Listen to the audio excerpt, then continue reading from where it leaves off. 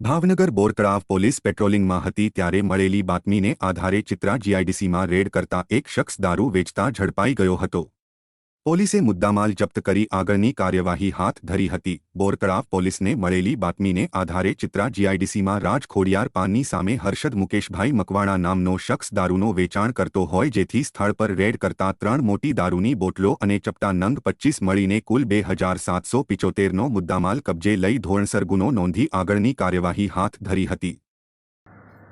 તમે બધા પાછા રાતે વહી આવજો।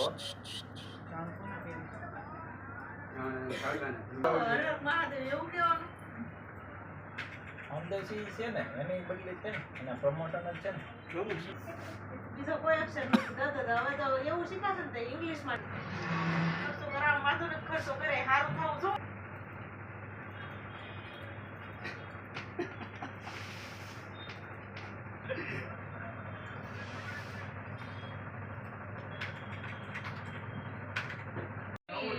ઓનલાઈન થઈ આ ડિસ્ટર્બ વાળી શું નંબર છે?